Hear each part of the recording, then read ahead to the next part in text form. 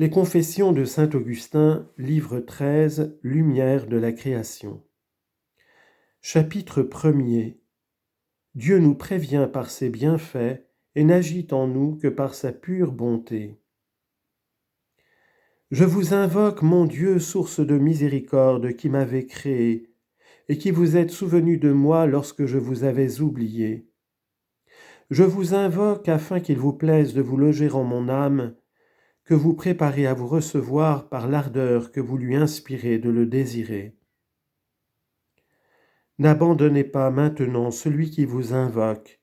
vous qui m'avez prévenu auparavant que je vous eusse invoqué, et qui me pressant par tant de diverses manières avez redoublé vos inspirations, afin que je vous entendisse de loin, que je me convertisse, et qu'étant appelé par vous, je vous appelasse à mon aide.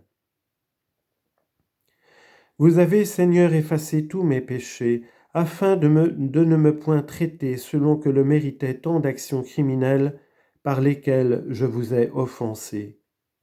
Et vous avez prévenu toutes mes bonnes œuvres, en me les faisant faire par votre grâce, dont je m'étais rendu si indigne, afin de me traiter selon le bien que vous aviez mis en moi, vous dont les mains m'ont créé, parce que vous étiez avant que je fusse, et que je n'étais pas pour pouvoir recevoir l'être de vous. Cependant je l'ai reçu, et j'en jouis par votre bonté, qui a prévenu tout ce que vous m'aviez fait être, et tout ce dont vous m'avez fait. Car vous n'aviez pas besoin de moi, et je ne suis pas tel, mon Dieu et mon Seigneur, que le bien qui est en moi vous puisse apporter quelque utilité. Si je vous rends quelque service, ce n'est pas afin de vous soulager comme si vous vous lassiez en travaillant, ou que votre puissance en fût moindre lorsqu'elle serait secondée de mes devoirs, ou que ceux dont je m'acquitte envers vous fussent semblables aux soins que l'on prend de labourer une terre qui demeurerait stérile si elle n'était point cultivée. Mais vous voulez que je vous serve parce que tout mon bien est de vous servir. Vous voulez que je sois à vous parce que je ne puis trouver de bonheur qu'en vous, comme c'est de vous seul que je tiens l'être qui me rend capable de jouir de ce bonheur. Chapitre 2. Toutes les créatures tiennent leur être de la pure bonté de Dieu. Toutes vos créatures ne subsistent que par la plénitude de votre bonté, qui a voulu en les créant donner l'être à un bien qui pouvait procéder de vous, quoi qu'il vous fût utile, quoi qu'il vous fût inutile, et qu'il n'eût rien d'égal à vous. Car quel service vous ont rendu le ciel et la terre pour mériter que vous les créassiez par votre parole éternelle, qui est le principe de toutes les créatures. Que les créatures tant spirituelles que corporelles que vous avez créées par votre sagesse me disent ce qu'elles ont fait pour mériter de recevoir d'elles cet être même imparfait et informe, chacune en son genre. L'un spirituel et l'autre corporel. Et quoique ce commencement d'être soit encore fort défectueux et les tiennes fort éloignées de votre divine ressemblance, néanmoins, puisque la créature spirituelle, quelque informe qu'elle soit, est plus excellente que le corps du monde le plus beau et le mieux formé, et que la corporelle aussi, quelque informe qu'elle soit, est toujours plus excellente que le néant, que vous ont-elles fait, Seigneur, pour mériter d'être au moins en cet état auquel elles seraient toujours demeurées, si ce même Verbe et cette même sagesse ne les avaient rappelées à votre unité et ne leur avaient donné une forme qui les rend si belles, qu'ainsi qu'elles procèdent de vous qui êtes souverainement bons, elles sont aussi tout ensemble excellemment bonnes. Qu'est-ce que la matière corporelle avait mérité de vous pour être même invisible et informe, puisqu'elle ne pouvait même être telle que parce que vous l'aviez faite, et que n'étant point, elle ne pouvait mériter de vous que vous lui fissiez la faveur de lui donner l'être. Et qu'avait aussi mérité de vous cette créature spirituelle encore imparfaite, pour être, quoique ténébreuse et flottante, quoique semblable à un abîme et si dissemblable à vous, si par le même principe qui est votre Verbe, elle n'avait été ramenée vers le divine hauteur de son être, qui l'ayant illuminée l'a fait devenir une lumière, non pas égale à ce Verbe, mais qui a du rapport à la beauté de cette forme originale de toute chose, laquelle est égale à vous. Car comme en un corps, ce n'est pas une même chose d'être et d'être beau, puisqu'autrement il n'y en pourrait avoir de laid,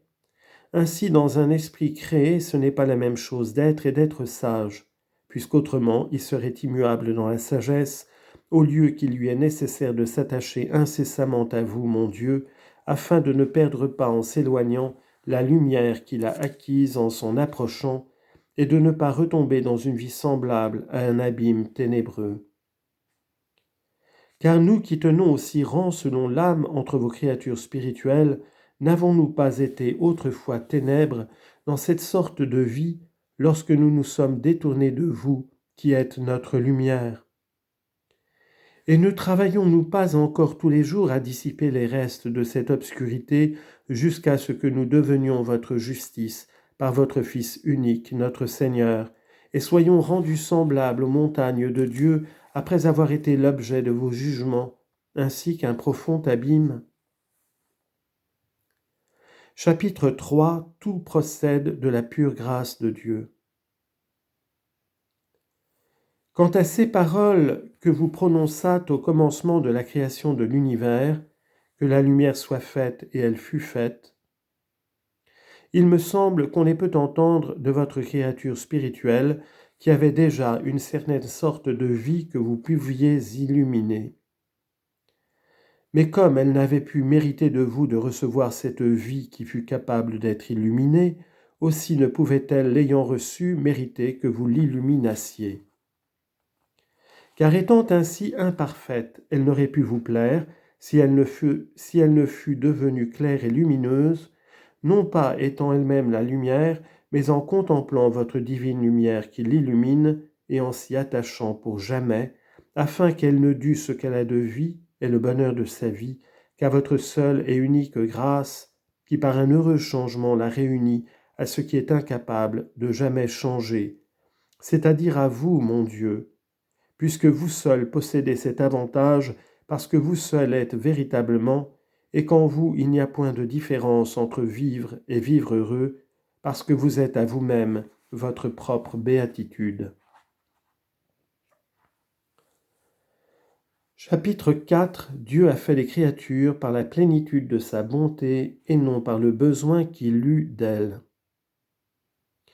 Que manquerait-il donc, mon Dieu, à votre félicité qui consiste tout en vous-même, encore que toutes ces créatures ne fussent point ou qu'elles demeurassent dans leur imperfection,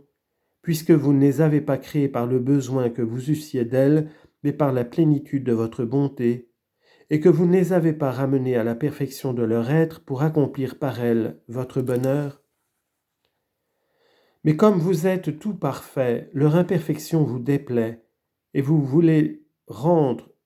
voulez rendre parfaites afin qu'elles vous puissent plaire, et non pas pour en tirer de l'avantage, comme si étant imparfaits vous aviez besoin de leur perfection pour être rendus parfaits.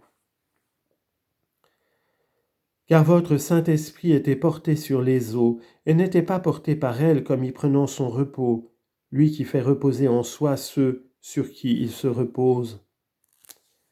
Mais votre volonté immuable et éternelle, et qui seule suffit à soi-même, était portée sur cette vie que vous aviez créée, et en qui ce n'est pas la même chose que de vivre et de vivre heureusement, puisqu'elle ne laisse pas de vivre, encore qu'elle soit flottante et couverte de ténèbres, et qu'elle ait besoin de se convertir à celui de qui elle tient son être, afin de chercher de plus en plus à vivre dans la source de la vie, et à voir la lumière dans sa lumière, pour être rendue toute parfaite, toute éclatante et toute heureuse. Chapitre 5 de la Trinité. Il me semble que j'aperçois comme en énigme la Trinité qui est vous-même, mon Dieu, lorsque je vois, Père Tout-Puissant, que vous avez fait par le principe qui est votre sagesse née de vous et qui vous est égal et coéternel, c'est-à-dire que vous avez fait par votre Fils le ciel et la terre. Or j'ai parlé fort au long de ce ciel, du ciel, de cette terre invisible et informe, et de cet abîme ténébreux qui aurait été sujet à tant d'égarements et de défaillances dans sa nature spirituelle encore informe, s'il n'eût été réuni à celui de qui il tenait cette vie défectueuse qu'il avait, Et si étant éclairé de lui, il n'en eut reçu une nouvelle vie si belle et si éclatante, qu'il a été fait le ciel de ce ciel visible, lequel fut créé ensuite et placé entre les eaux. Ainsi, par ce nom de Dieu, je connaissais déjà le Père qui a fait toutes ces choses, et par le nom de principe, je connaissais aussi le Fils par lequel il les a faites. Mais croyant, comme je le croyais, que mon Dieu était une Trinité, je cherchais d'en trouver la preuve dans les Écritures saintes, lorsque j'y ai vu que son esprit était porté sur les eaux. Voilà la Trinité que j'adore et que je reconnais pour mon Dieu, le Père, le Fils et le Saint-Esprit, tous trois un seul Créateur de toutes les créatures.